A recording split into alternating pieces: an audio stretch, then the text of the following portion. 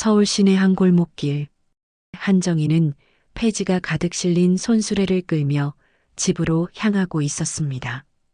50대 중반의 정희의 얼굴에는 세월의 흔적이 깊게 패어 있었죠. 하루 종일 거리를 돌아다니며 모은 폐지들이 수레 위에서 바스락거리는 소리가 정희의 발걸음 소리와 함께 어둑해지는 거리에 울려 퍼졌습니다. 오늘도 겨우 10,000원어치 모았네.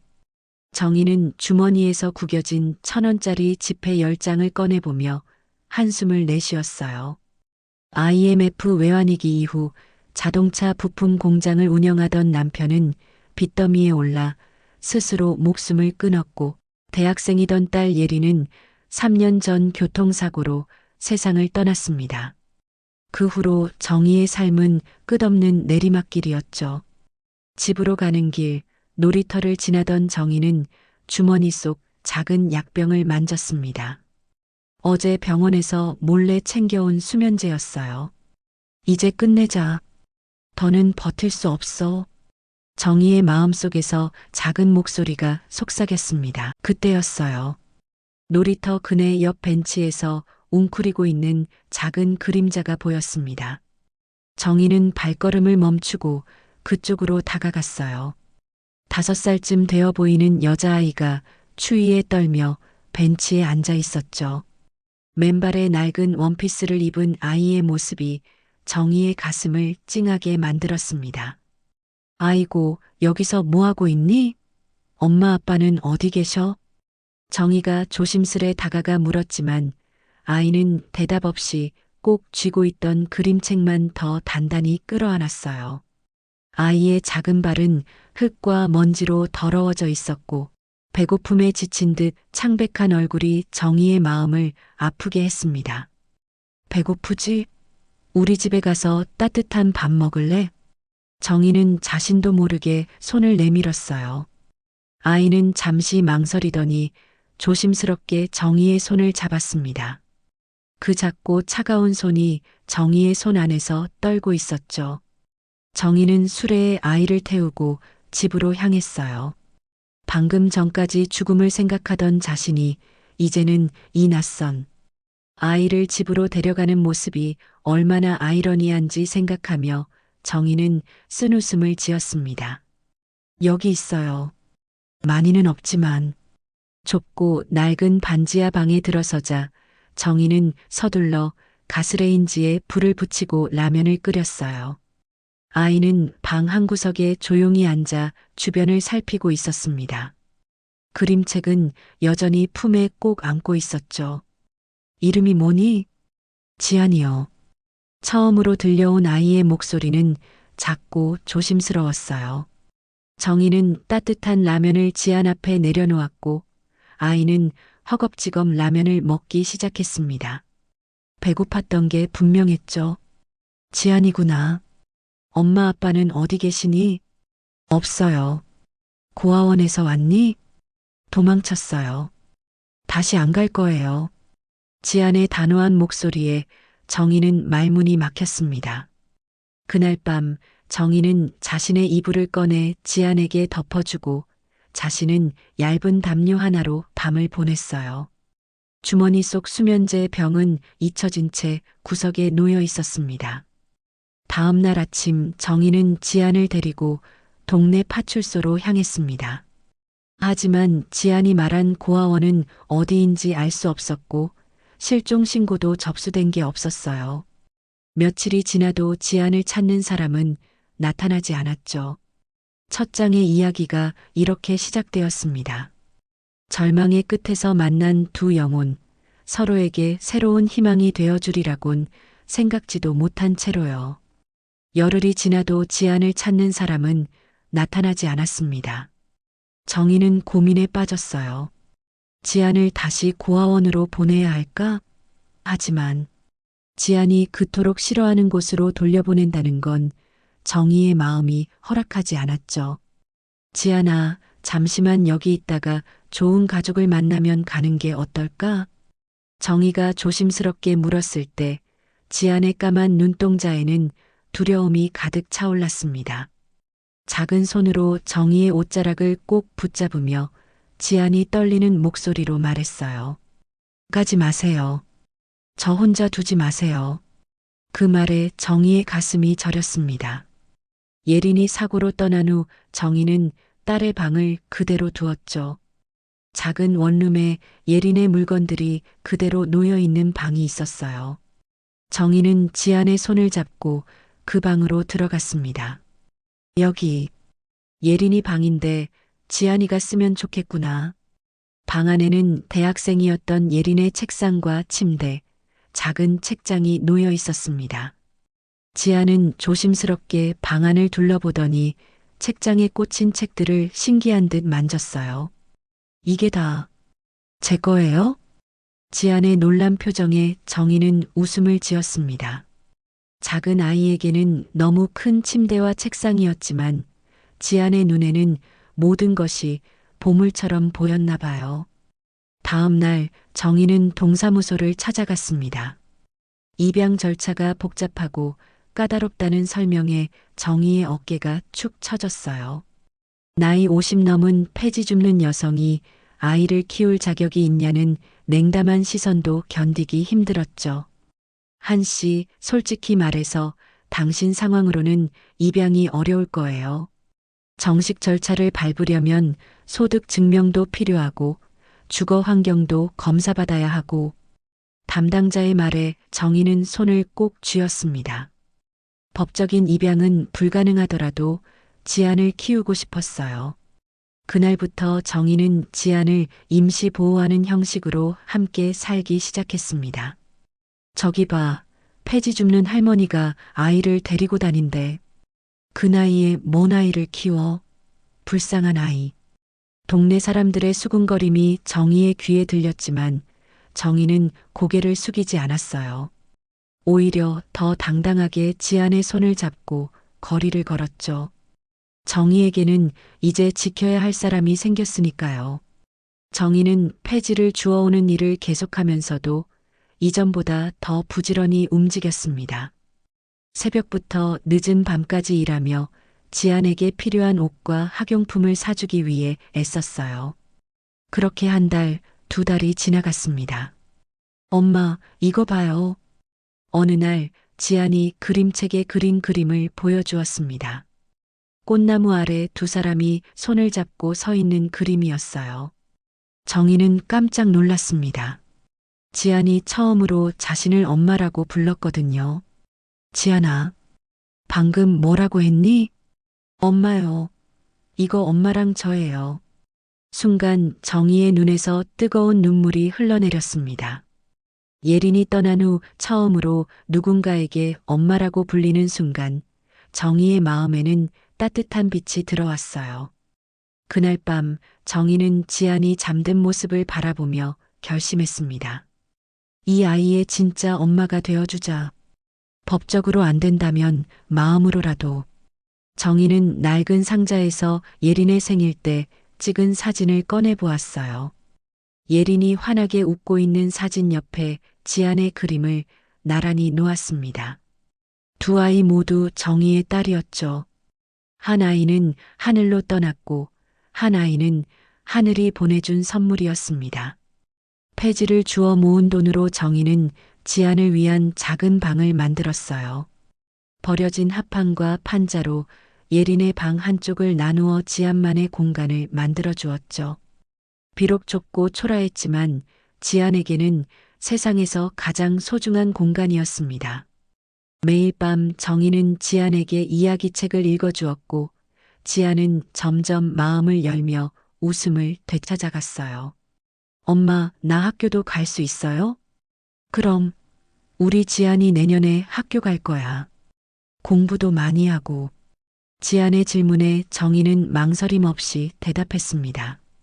아직 방법을 모르지만 어떻게든 지안을 학교에 보내겠다는 결심이 섰어요. 이제 정희에게는 살아야 할 이유가 생겼으니까요. 더 이상 절망은 없었습니다. 오직 지안과 함께할 미래만이 있을 뿐이었죠. 시간은 물 흐르듯 지나갔고 어느덧 지안이 정희와 함께 살게 된 지 3년이 흘렀습니다. 그동안 정희는 폐지를 줍는 일 외에도 새벽 시장 청소, 전단지, 돌리기 등 할 수 있는 모든 일을 했어요. 지아는 초등학교 1학년이 되었고 학교에서는 누구보다 똑똑한 아이로 선생님들의 칭찬을 받았습니다. 엄마, 오늘 선생님이 제가 쓴 일기가 제일 좋대요. 지안이 학교에서 돌아와 자랑스럽게 보여주는 공책에는 빨간 동그라미와 함께 훌륭해요. 라는 글씨가 적혀 있었죠. 정희는 지안의 머리를 쓰다듬으며 미소 지었습니다. 비록 학습지도 사줄 형편이 안 되었지만 지안은 타고난 총명함으로 공부를 잘해 나갔어요. 우리 지안이 정말 대단하네. 선생님한테 뭐라고 칭찬받았어? 엄마처럼 생각이 깊다고 하셨어요. 정희와 지안의 일상은 가난했지만 행복했습니다. 쓰레기장에서 주워온 고장난 버려진 물건들을 정희가 고치면 지안이 깨끗이 닦았죠. 그렇게 수리한 물건들을 주말 벼룩시장에 내다 팔아 작은 수입을 만들었습니다. 엄마, 이 인형 다리만 고치면 예쁠 것 같아요. 그래, 엄마가 실이랑 바늘로 꿰매줄게. 지안이가 옷 좀 깨끗이 빨아볼래? 두 사람의 손길이 닿은 낡은 인형은 마치 새 것처럼 변신했고 벼룩시장에서 다른 아이의 보물이 되어 떠나갔어요. 정희는 그런 순간마다 지안과 손뼉을 마주치며 기뻐했습니다. 하지만 행복한 나날 속에서도 정희의 몸은 조금씩 이상 신호를 보내고 있었어요.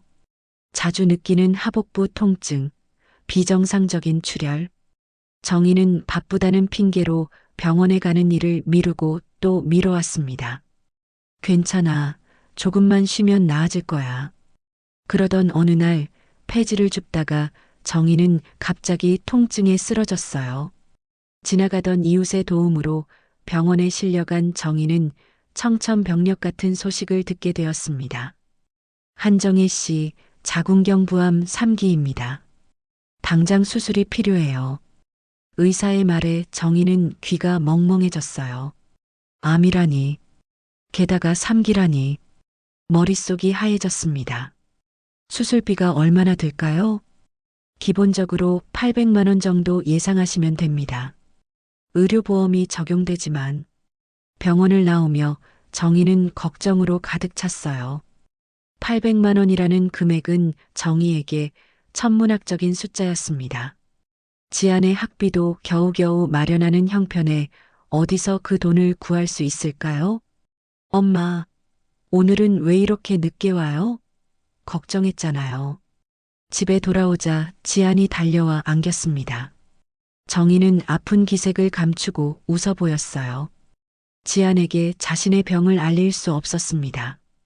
18살이 되면 대학에 보내주겠다는 약속, 지안이 원하는 미술학원도 보내주겠다던 약속. 이 모든 것이 물거품이 될까 두려웠죠. 오늘은 좀 피곤해서 엄마 좀 누워 있을게. 아파요? 얼굴이 하얘요. 그냥 조금 피곤한 거야.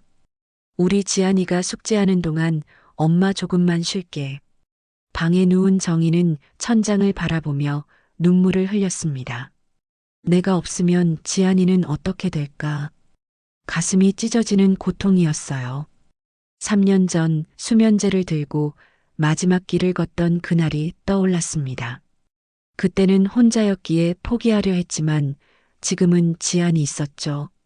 절대 포기할 수 없었습니다. 다음 날부터 정희는 더 일찍 나가고 더 늦게 돌아왔어요. 낮에는 폐지를 줍고 저녁에는 식당 설거지를 했습니다. 주말에는 아파트 계단 청소까지. 몸이 아파도 쉴 수 없었죠. 조금이라도 더 돈을 모아야 했으니까요. 엄마, 요즘 왜 이렇게 늦게 와요? 많이 피곤해 보여요. 우리 지안이가 중학생이 되면 새 책가방도 사줘야 하고 학원도 보내줘야 하니까 엄마가 조금 더 일해야지. 지안은 의심스러운 눈빛으로 정희를 바라보았지만 더 묻지 않았어요. 대신 스스로 할 수 있는 집안일을 더 많이 하며 정희를 돕기 시작했습니다. 11살 아이치고는 너무 일찍 어른이 되어가는 모습이 정희는 안쓰러웠죠. 그러던 어느 날 정희가 늦게 귀가했을 때 지아는 학교 도서관에서 빌려온 의학책을 보고 있었습니다. 책에는 자궁경 부암의 증상과 치료라는 페이지가 펼쳐져 있었어요. 엄마, 정말 암이에요? 지안의 질문에 정희는 얼어붙었습니다. 아이의 눈에는 이미 모든 것을 알고 있다는 깨달음이 있었죠. 더는 숨길 수 없었습니다. 엄마, 정말 암이에요? 지안의 질문이 정희의 가슴을 찔렀습니다. 숨기려 했던 비밀이 들통난 순간 정희는 무슨 말을 해야 할지 몰라 그저 서 있기만 했어요. 병원에서 떨어진 영수증이랑 검사지 봤어요. 왜 말 안 해줬어요? 지안의 목소리가 떨렸습니다. 정희는 천천히 지안 앞에 무릎을 꿇고 앉았어요. 더는 거짓말을 할 수 없었습니다. 미안해, 지안아. 엄마가 걱정시키고 싶지 않았어. 그리고 수술비가 없어서 그런 거죠? 11살 아이의 질문이 어른보다 예리했습니다. 정희는 고개를 끄덕였어요. 지아는 갑자기 일어나 자신의 방으로 달려갔고 곧 작은 돼지 저금통을 들고 나왔습니다. 이거 제가 모은 거예요. 엄마 수술비로 써요. 지안이 내민 저금통을 보며 정희의 눈에서 눈물이 흘러내렸어요. 학용품도 제대로 못 사주는 형편의 지안이 어디서 돈을 모았는지 그 마음이 얼마나 소중한지 정희는 알았습니다. 고마워, 우리 지안이. 하지만 엄마는 괜찮아. 조금 있으면 나아질 거야. 거짓말이에요. 이대로 두면 엄마가. 지안의 눈에서도 눈물이 쏟아졌습니다. 정희는 지안을 품에 안았어요. 그렇게 둘은 오랫동안 말없이 껴안고 있었습니다. 그날 이후 지안은 달라졌어요. 학교가 끝나면 동네 문구점에서 아르바이트를 시작했고 주말에는 전단지도 돌렸습니다. 12살이 되자 빵집에서 진열 정리를 돕기도 했죠. 중학교에 들어갈 때쯤 지안은 학원 보조일까지 시작했어요. 지안아, 이러다 공부는 언제 하니? 너무 무리하지 마. 괜찮아요, 엄마. 저 공부는 학교에서 다 해요. 선생님도 제가 대학 갈 수 있을 거라고 하셨어요. 정희는 말릴 수 없었습니다. 지안의 눈빛에서 흔들리지 않는 의지가 보였기 때문이에요. 하지만 정희의 병은 점점 악화되었습니다. 수술은 계속 미뤄졌고 통증은 날로 심해졌어요.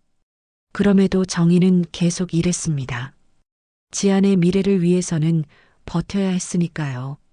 한정혜 씨, 더 미루면 위험해요. 지금이라도 수술을 받으셔야 합니다. 병원에서 의사가 간곡히 말했지만 정희는 여전히 수술비의 절반도 모으지 못했어요. 정희는 마지막 방법으로 사채를 알아보았지만 보증인도 없는 폐지 줍는 여성에게 돈을 빌려주려는 곳은 없었습니다.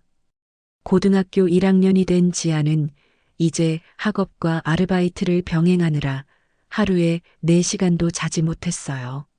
그럼에도 성적은 반에서 5손가락 안에 들었고 선생님들은 지안의 대학 진학을 응원했습니다. 지안이 어머니, 지안이가 서울대도 충분히 갈 수 있는 실력이에요. 지금처럼만 하면 특별 전형으로 장학금도 받을 수 있을 거예요. 담임 선생님의 말에 정희는 기쁨과 슬픔이 교차했습니다. 지안의 미래가 밝다는 것은 기뻤지만 자신이 그 미래를 볼 수 있을지 자신이 없었거든요. 네, 선생님. 지안이가 열심히 하는 모습이 자랑스러워요. 정희는 이제 통증 때문에 잠을 이루지 못하는 날이 많아졌어요.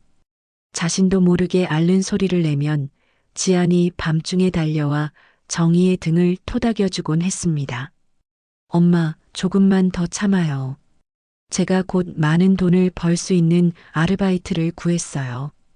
야간 청소 일인데. 안 돼, 지안아. 너 아직 16밖에 안 됐어. 야간 일은 위험해. 괜찮아요. 엄마 수술비 마련하면 바로 그만둘게요. 지안의 결심을 꺾을 수 없었습니다. 정희는 마음이 아팠지만 지안의 의지를 존중해 주기로 했어요. 그런 지안에게 불행은 느닷없이 찾아왔습니다. 새벽 3시 병원에서 전화가 왔어요. 지안이 사무실 건물 청소 중 미끄러져 무릎 인대가 파열되었다는 내용이었습니다. 정희는 급히 병원으로 달려갔어요. 괜찮아요, 엄마. 별거 아니에요. 병원 침대에 누운 지안은 오히려 정희를 걱정스레 바라보았습니다.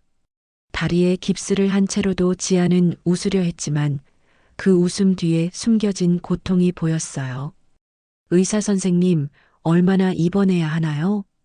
최소 3주는 입원하셔야 하고 완전히 회복하려면 석 달은 걸릴 겁니다. 인대 파열이 심해서 의사의 말에 정희는 눈앞이 캄캄해졌어요. 치료비, 입원비. 이제는 두 사람의 병원비를 어떻게 감당해야 할지 막막했습니다. 엄마, 미안해요. 내가 조심했어야 했는데.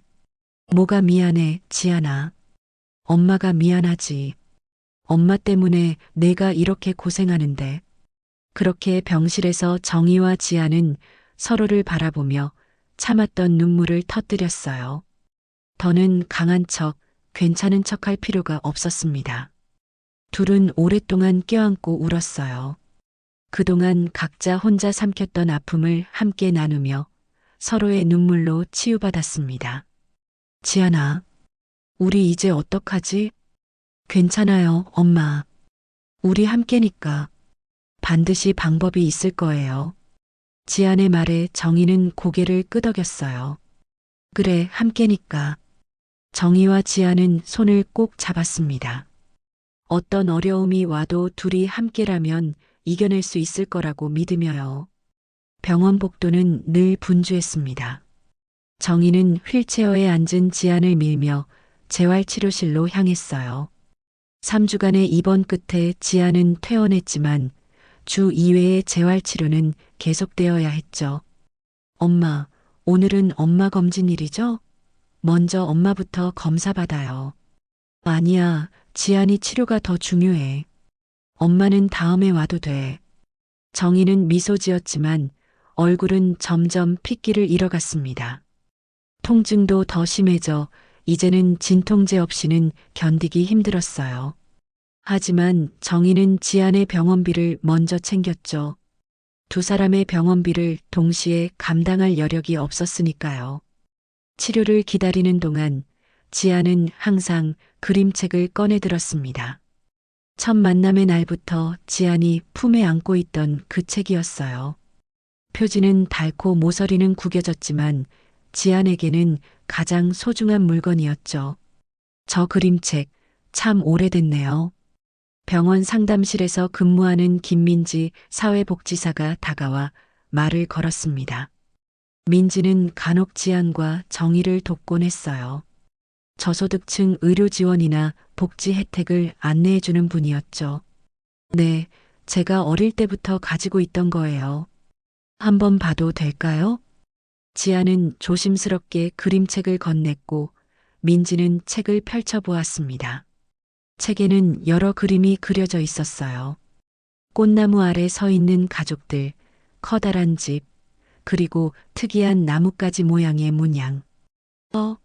이 문양, 어디서 많이 봤는데. 민지가 나뭇가지 모양을 자세히 보며 중얼거렸습니다. 문득 그녀의 눈이 커졌어요. 혹시 이거 대서그룹 로고랑 비슷한데요? 정희와 지안은 의아한 표정을 지었습니다. 대서그룹이라면 국내 최대 재벌 중 하나였죠. 정희는 그저 아이가 그린 그림이라 생각했는데 민지의 말에 갑자기 궁금증이 생겼어요. 대서그룹이요? 무슨 상관이? 잠시만요. 제가 확인해 볼게요. 민지는 스마트폰을 꺼내 대서그룹의 로고를 검색했습니다. 놀랍게도 지안이 그린 나뭇가지 모양은 대서그룹 가문의 상징 문양과 거의 일치했어요. 단순한 우연일까요? 지안 씨, 이 그림책은 어디서 얻었어요? 기억이 안 나요. 그냥 항상 제 곁에 있었어요. 지안의 대답에 민지는 더욱 호기심을 느꼈습니다. 그녀는 지안과 정희에게 조심스럽게 제안했어요. 제가 대서그룹 자선재단에서 일하는 친구가 있어요. 혹시 이 문양에 대해 물어봐도 될까요? 단순한 우연일 수도 있지만 확인해 볼 가치가 있을 것 같아요. 정희는 망설였습니다. 대서그룹 같은 대기업과 자신들 같은 서민이 무슨 연관이 있을까 싶었죠. 하지만 지안의 눈에는 호기심이 가득했어요.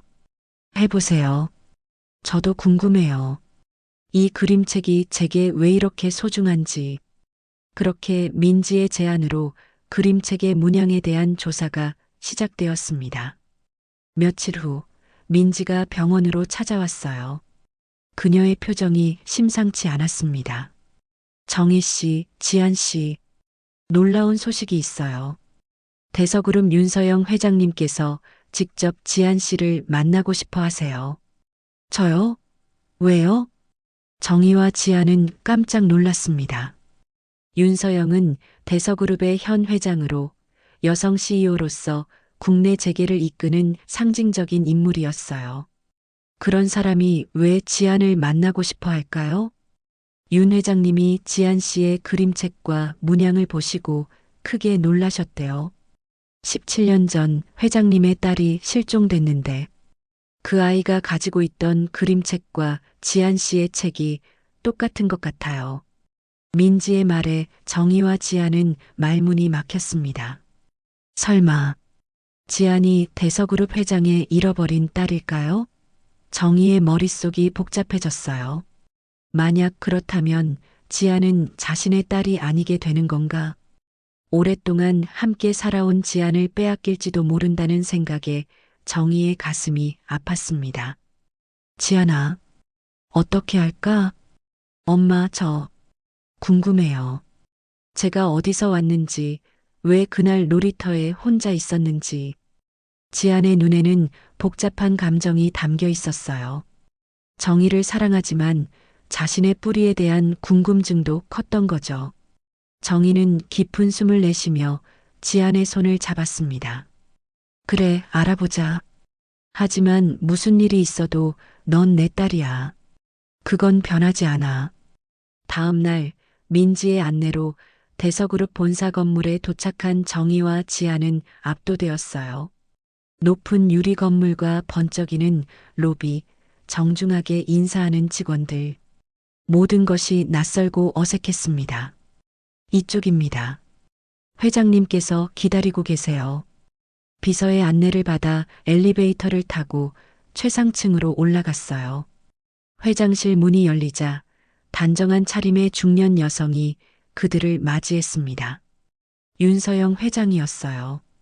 그녀의 눈에는 기대와 불안이 섞여 있었습니다. 들어오세요. 오래 기다렸어요.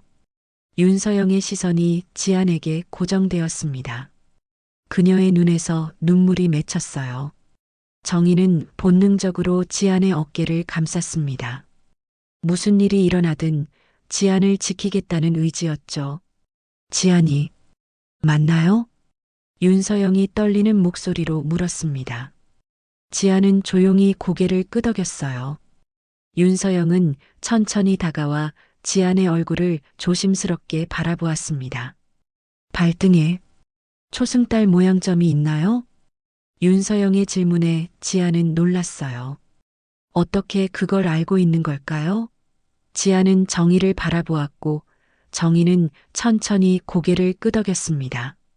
지안은 조심스럽게 신발을 벗고 오른쪽 발등을 보여주었어요. 그곳에는 작은 초승달 모양의 점이 있었습니다. 윤서영의 눈에서 눈물이 흘러내렸습니다. 그녀는 무릎을 꿇고 지안의 발을 바라보았어요. 하늘이, 내 딸 하늘이, 하늘이, 내 딸 하늘이. 윤서영의 떨리는 목소리가 회장실 안을 울렸습니다. 정희는 혼란스러움에 휩싸였어요. 지안이 하늘이라고? 대서그룹 회장의 잃어버린 딸이라고? 정희의 마음은 복잡했습니다. 지안을 잃을지도 모른다는 두려움, 그럼에도 지안의 진짜 가족을 찾아준 안도감, 상반된 감정이 교차했어요. 저는 하늘이 아니에요. 제 이름은 지안이에요. 지안이 조심스럽게 말했습니다. 윤서영은 천천히 일어나 책상 서랍에서 오래된 사진첩을 꺼냈어요. 떨리는 손으로 페이지를 넘기더니 한 장의 사진을 꺼내 보여주었습니다. 이건 너를 잃기 직전 마지막으로 함께 찍은 사진이야. 사진 속에는 어린 여자아이가 웃고 있었어요. 아이의 손에는 지안이 가지고 있는 것과 똑같은 그림책이 들려 있었고 아이의 목에는 나뭇가지 모양의 펜던트가 걸려 있었습니다. 놀랍게도 그 아이는 어린 시절 지안의 모습과 너무나 닮아 있었어요. 17년 전 크리스마스 백화점에서 너를 잃어버렸어. 그날 이후로 매일 너를 찾았지만 윤서영의 목소리가 흔들렸습니다. 그녀는 깊은 한숨을 내쉬었어요. 경찰과 사설 탐정까지 고용했지만 아무런 단서를 찾지 못했어. 너를 찾지 못한 채 살아온 17년. 매일이 고통이었어.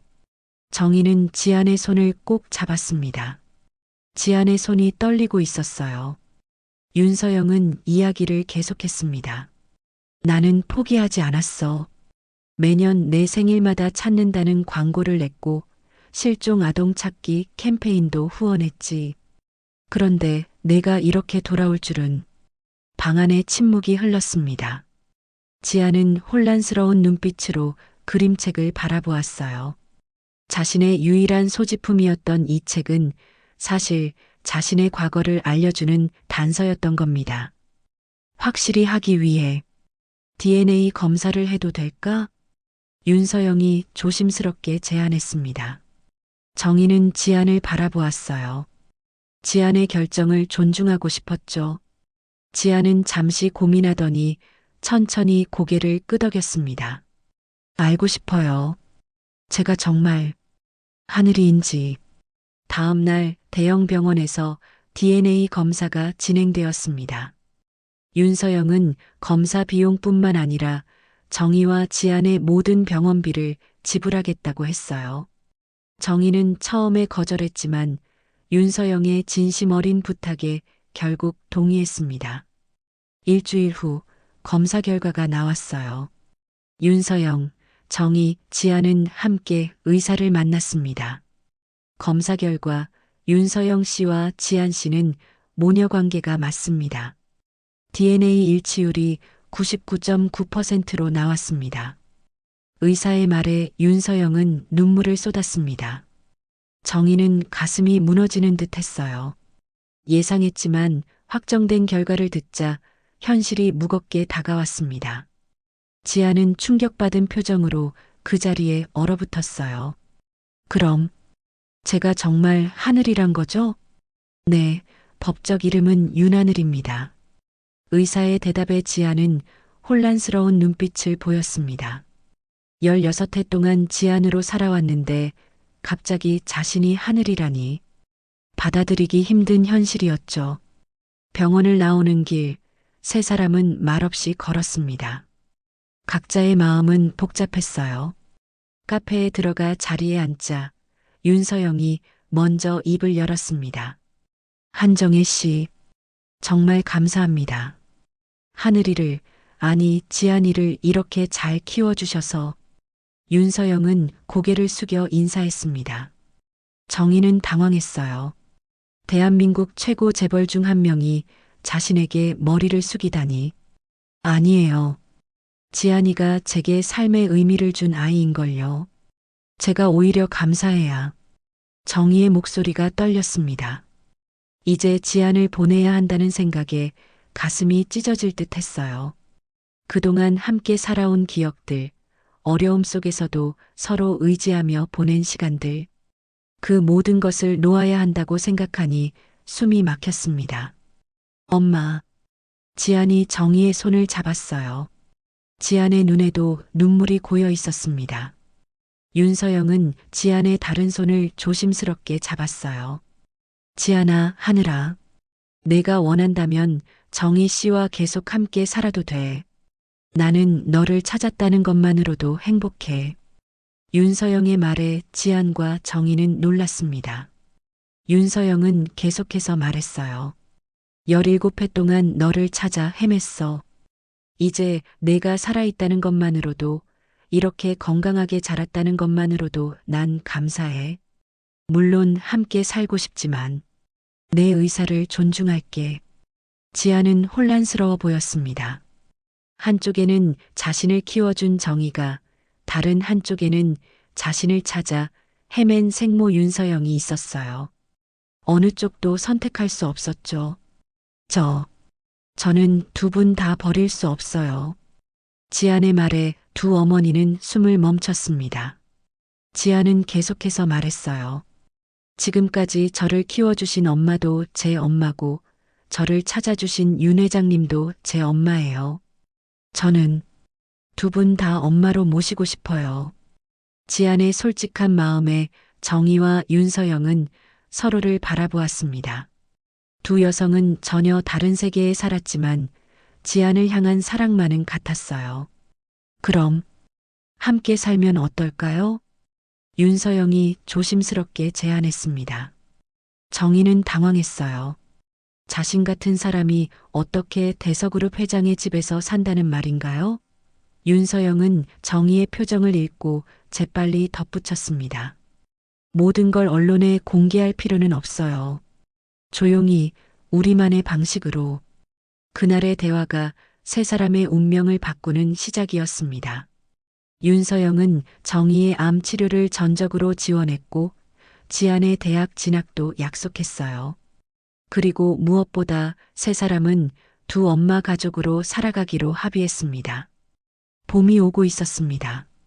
청명한 하늘 아래 대서그룹 소유의 한 별장에 세 사람이 자리 잡았어요. 정희, 지안, 그리고 윤서영. 처음에는 어색했지만 3개월이 지난 지금 세 사람은 조금씩 서로에게 적응해가고 있었습니다.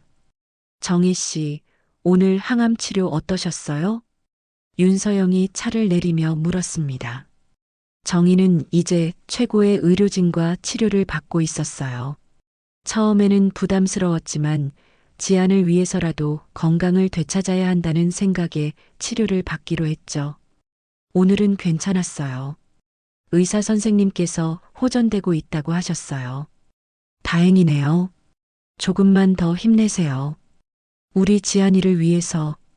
윤서영의 말에 정희는 미소 지었습니다. 처음에는 윤서영이 지안을 빼앗으러 온 적처럼 느껴졌지만 이제는 그녀의 진심을 알게 되었어요. 윤서영은 정희의 역할을 인정하고 존중했고 정희 역시 윤서영의 모성을 이해하려 노력했습니다. 하늘이가, 아니 지안이가 오늘 학교에서 상을 받았대요. 정희는 여전히 지안을 지안이라 불렀고 윤서영은 간혹 하늘이라고 부르다가도 금세 지안으로 고쳐 불렀어요. 두 어머니 사이에서 지안은 자신의 정체성을 찾아가는 중이었습니다. 어떤 상이에요? 글짓기 대회에서 대상을 받았대요.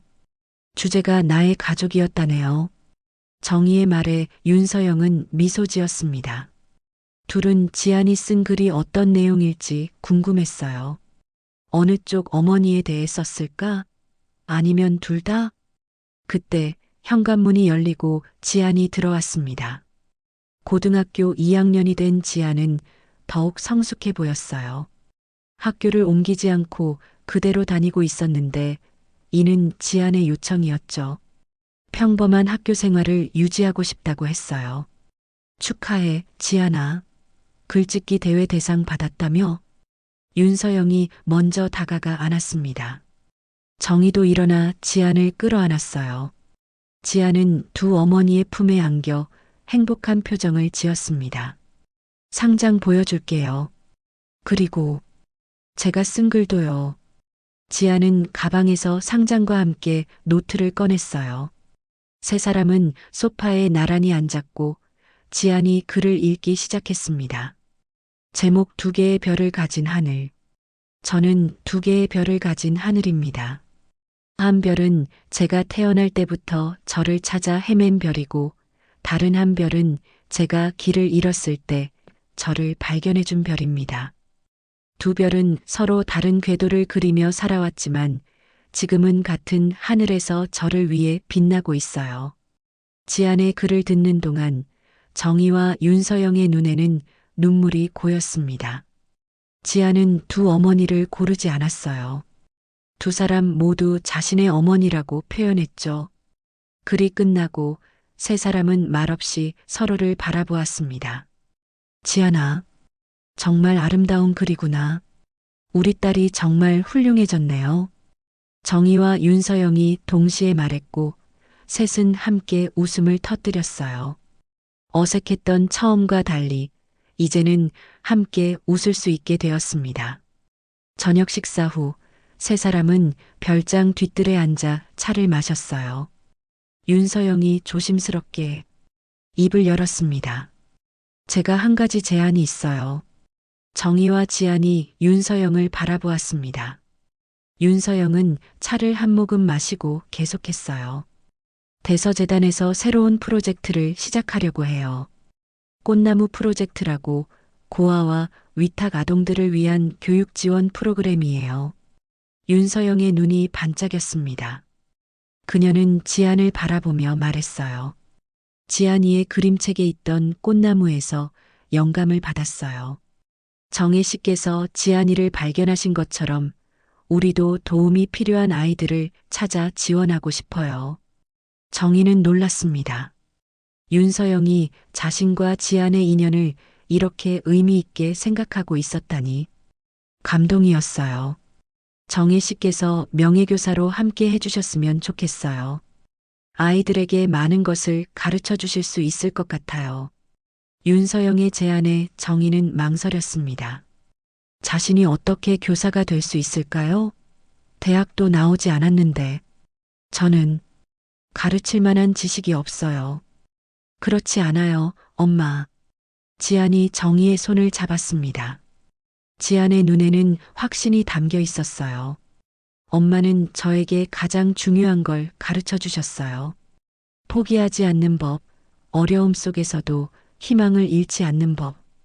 그건 어떤 학교에서도 배울 수 없는 거예요. 지안의 말에 정희의 눈시울이 붉어졌습니다. 윤서영도 고개를 끄덕였어요. 정희 씨께서 겪으신 경험과 지혜는 아이들에게 큰 힘이 될 거예요. 학벌이나 지식보다 중요한 건 진심이니까요. 정희는 천천히 고개를 끄덕였습니다. 자신의 인생 경험이 누군가에게 도움이 된다면 그것보다 보람찬 일이 또 있을까요? 한번 해볼게요. 제가 도울 수 있는 일이 있다면. 그날 이후로 꽃나무 프로젝트는 세 사람의 공통 목표가 되었습니다. 윤서영은 재정과 인프라를 지원했고 정희는 아이들과 직접 만나 이야기를 나누었어요. 그리고 지아는 학교에서 돌아오면 프로젝트 기획에 참여했습니다. 정희의 암 치료는 계속되었고 다행히 상태는 점점 호전되었어요. 의사는 수술과 항암 치료의 효과가 좋다며 긍정적인 전망을 내놓았습니다. 지안의 다리도 완전히 회복되어 이제는 걷는데 아무런 문제가 없었어요. 윤서영은 지안의 법적 신분을 되찾아주기 위한 절차를 밟았지만 모든 것을 언론에 공개하지는 않았습니다. 지안의 평범한 학창 시절을 지켜주고 싶었거든요. 대신 윤하늘이라는 이름을 법적으로 회복하되 일상에서는 계속 지안으로 불리기로 했어요. 정희에게 이 모든 변화는 꿈만 같았습니다. 얼마 전까지만 해도 죽음을 생각했던 자신이 이제는 암 치료를 받으며 새로운 일을 시작하고 있다니. 그리고 무엇보다 지안을 잃지 않고 오히려 더 넓은 가족을 얻게 되었다는 사실이 믿기지 않았어요. 엄마, 괜찮아요? 저녁 식사 준비를 돕던 지안이 정희에게 물었습니다. 정희는 꿈에서 깨어난 듯 고개를 끄덕였어요. 응, 괜찮아. 그냥 모든 게 꿈 같아서. 꿈이 아니에요, 엄마. 우리가 만든 현실이에요. 지안이 정희를 꼭 안았습니다. 부엌 문이 열리고 윤서영이 들어왔어요. 그녀는 두 사람을 바라보며 미소 지었습니다. 우리 가족 저녁 식사 준비 다 됐나요? 우리 가족이라는 말이 정희의 가슴을 따뜻하게 만들었습니다. 그래, 이제 그들은 가족이었어요. 평범하지는 않지만 서로를 이해하고 존중하는 특별한 가족이었죠. 3년이 흘렀습니다. 꽃나무 프로젝트는 전국 규모의 사업으로 확장되었고 수많은 아이들에게 희망을 전하고 있었어요. 정희는 이제 프로젝트의 중심 인물이 되어 자신과 비슷한 처지의 어머니들에게 힘을 주는 멘토로 활동하고 있었습니다.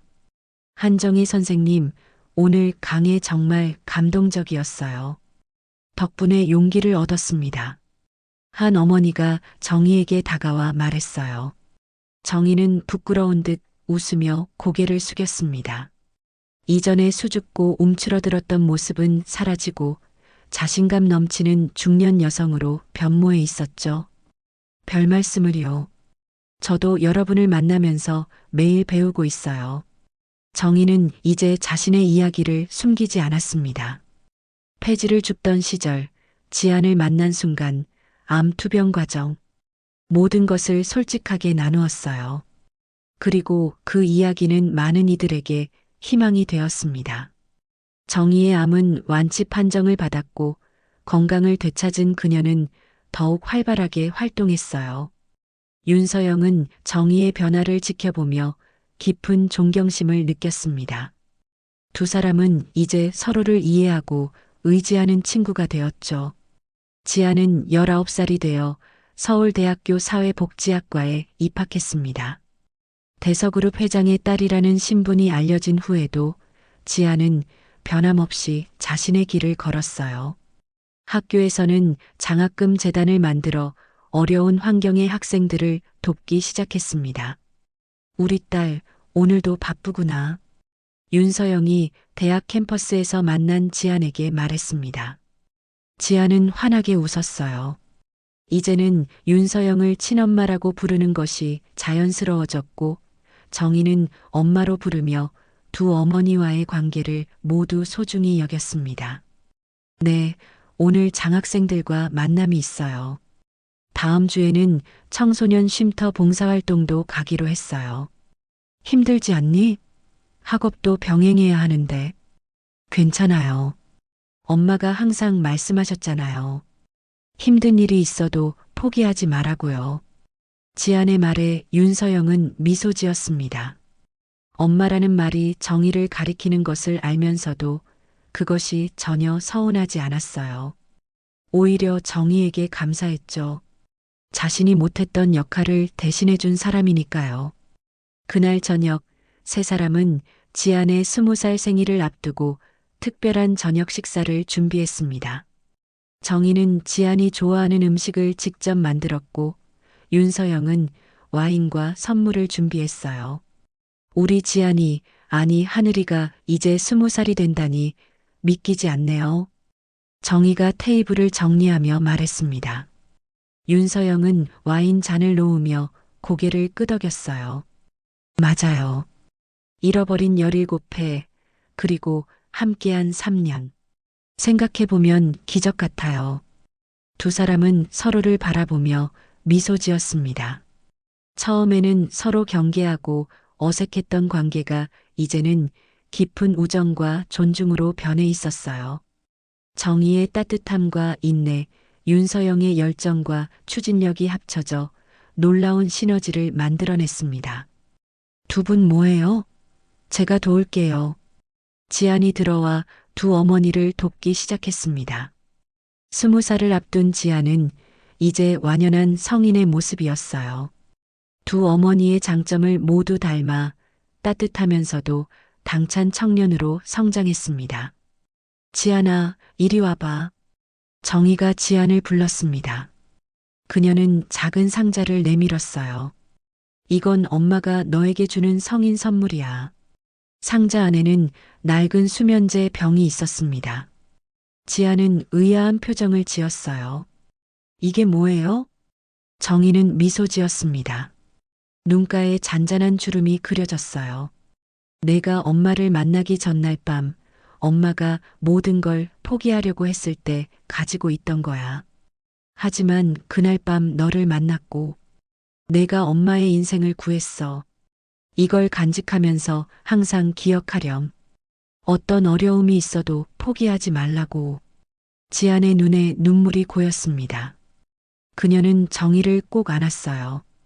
윤서영도 다가와 두 사람을 함께 안았습니다. 저도 선물이 있어요. 윤서영이 말했습니다. 그녀는 오래된 그림책을 꺼냈어요.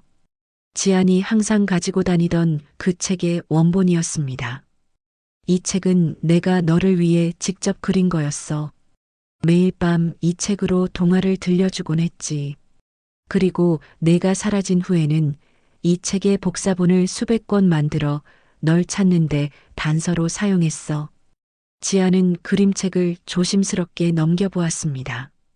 마지막 페이지에는 작은 글씨로 이렇게 적혀 있었어요. 꽃나무 아래서 우리는 다시 만날 거야. 사랑해, 우리 하늘아. 세 사람은 서로를 바라보며 웃었습니다. 그날 밤 그들은 별이 빛나는 정원에 앉아 오랫동안 이야기를 나누었어요. 정희의 고단했던 삶, 윤서영의 슬픔과 그리움, 그리고 지안의 어린 시절 기억들.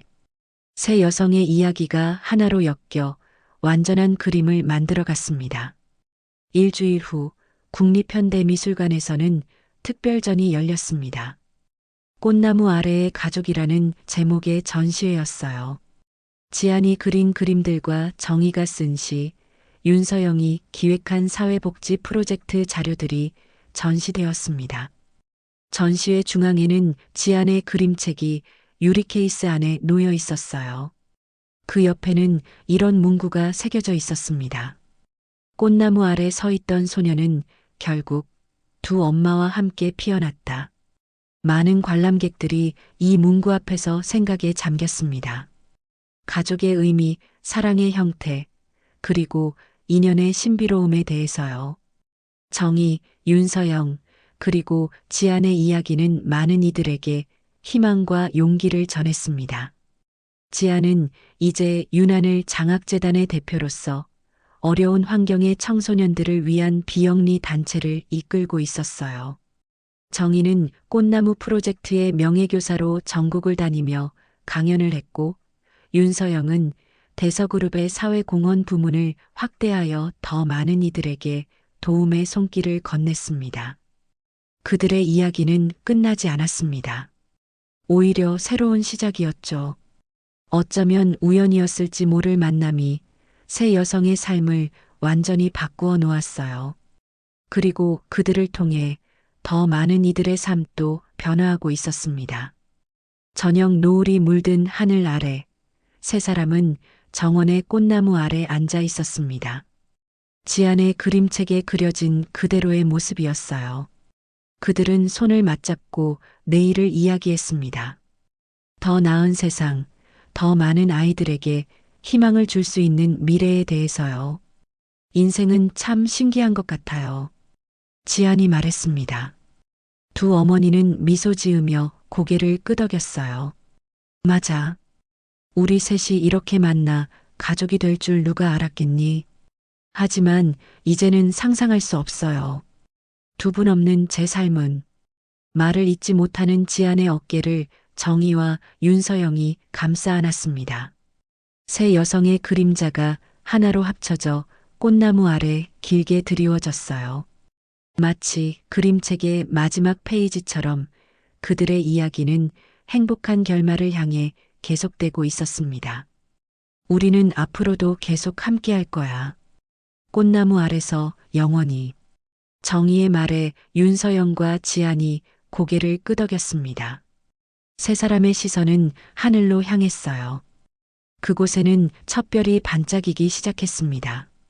마치 그들의 새로운 이야기가 시작됨을 알리는 신호처럼요.